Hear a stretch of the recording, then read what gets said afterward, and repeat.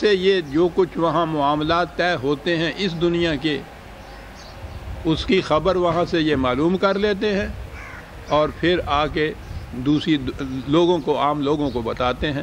یہ تھا ان کا تصور کہانت کا کہ یہ سن لیتے ہیں جا کر، غیب کی باتیں اس طرح انہیں معلوم ہو جاتی ہیں۔ قرآن نے تو یہ کام کہا کہ ام لہم سلم یستمعون فیہ، کہ کیا ان کا سلم تو ویسے سیڑھی کو کہتے ہیں، یا ذریعہ کوئی بھی ہو کسی جگہ پہنچنے کا،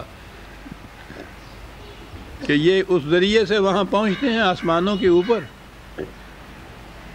اور وہاں جو یہ باتیں طے ہوتی ہیں یہ وہاں سن لیتے ہیں، اور سن کے پھر واپس آ کے تم لوگوں کو بتاتے ہیں۔ کیا یہ بات ہے؟ بات آگے قرآن نے ایک ایسی کہی ہے عزیزان من، میں عرض کرتا ہوں کہ وہ یہ چلتے چلتے قرآن سمجھنے کی بات ہے نہیں، کھڑے ہو کے سمجھنے کی بات ہے۔ کیا کیا جاتا ہے وہ فَلْيَأْتِ مُسْتَمِعُهُمْ بِسُلْطَانٍ مُبِينٍ، اسی زمانے میں نہیں، قیامت تک کے لیے اس کو کاٹ کے رکھ دیا یہ جو تصور ہے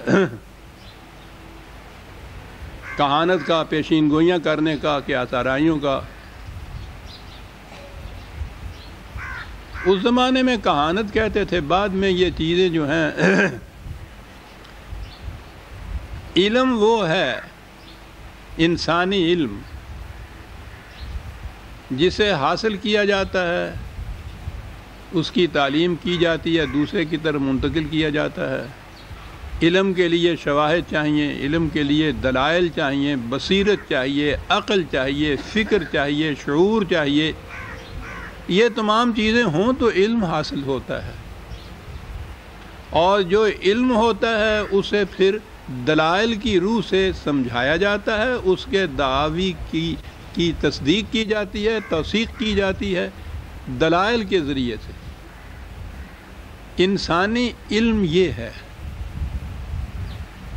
وہی ہے کہ وہ انسانی فکر کی حاصل کردہ علم نہیں ہوتا، انسان کے اپنے خیالات و کسب و ہنر کا دخل نہیں ہوتا۔ خدا کی طرف سے براہ راست نبی کو وہ علم ملتا تھا، تو اس حد تک تو وہ انسانی علم سے الگ ہو گیا۔ علم حاصل کرنے کا جو ذریعہ تھا انسانی، اس میں ان ذرائع میں سے کوئی ذریعہ نہیں ہوتا، اس میں حاصل تو وہ ہوا۔ اب بات یہ ہوئی، وہاں کہانت کہتے تھے، آگے جب چلی ہے تو اصطلاح ہی بدلی ہے۔ ایک اصطلاح ہے انٹیوشن،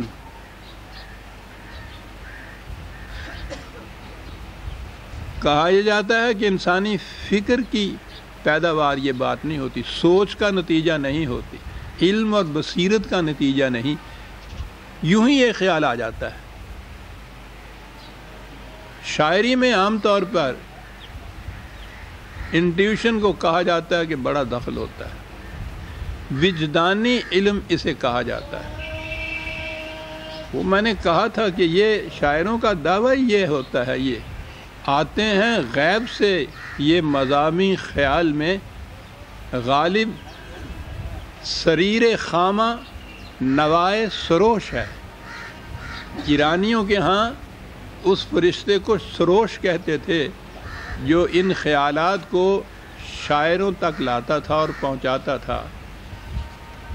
وہ وحی کی بات ہی تھی، حقیقت میں الفاظ بدل دیے تھے انہوں نے۔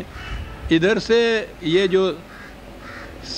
یہ سامی مذاہب تھے، ان کے ہاں جبریل کہا جاتا تھا اس فرشتے کو جو پیغام لاتا تھا، ان کے ہاں انہوں نے وہ جبریل نہیں اپنے ہاں لیا، یہ ایرین جو تھے انہوں نے اس کی بجائے ایک سروش نام رکھا، وہ فرشتہ کہ جو غیب کے مضامین شعراء تک لاتا ہے۔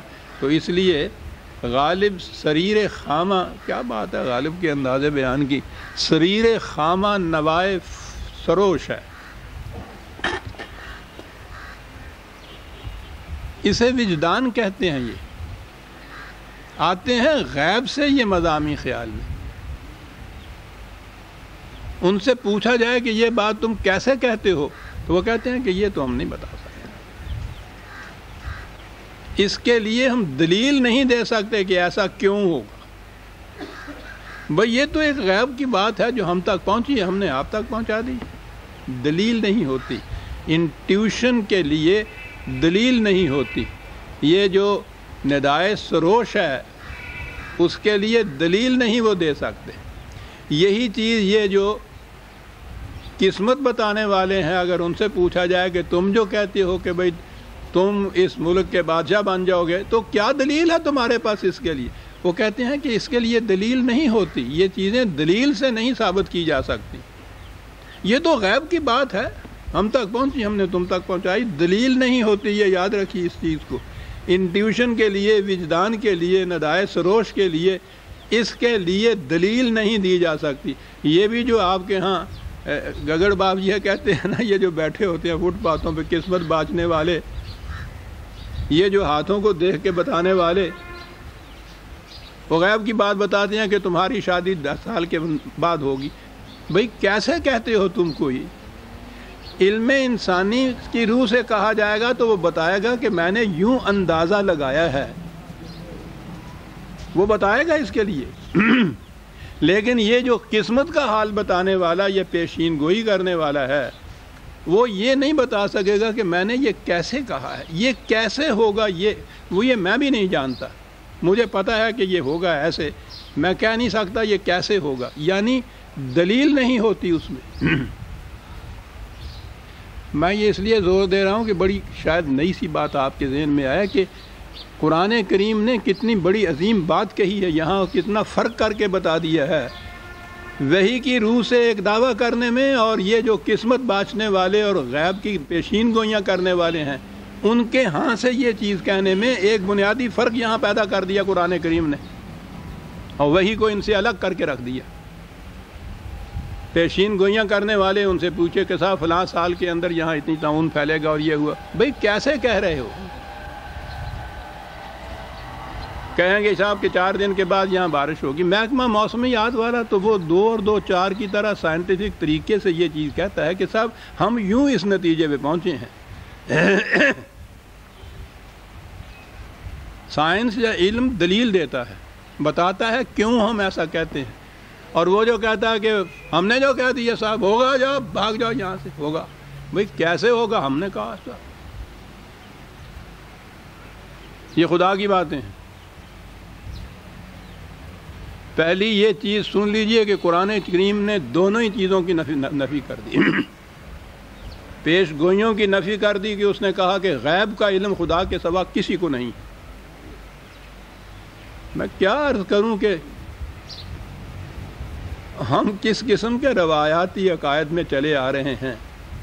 پیش گوئیوں کی بنا پر ہمارے ہاں اولیاء بنتے ہیں، صوفیاء کرام ہوتے ہیں، حتیٰ کہ وہ مرزا صاحب نبوت کا ہی دعویٰ کرتے ہیں. صاحب دلیل کیا ہے صاحب اس کے لیے؟ ثبوت کیا ہے اس کے لیے؟ دلیل تو ہوتی نہیں. ثبوت کیا ہے جی؟ پیشین گوئیاں کرتے ہیں ہم جناب.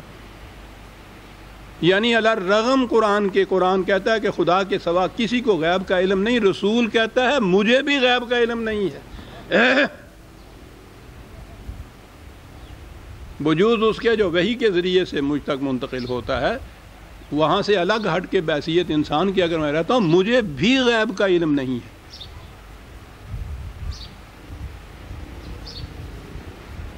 اندازہ لگائیے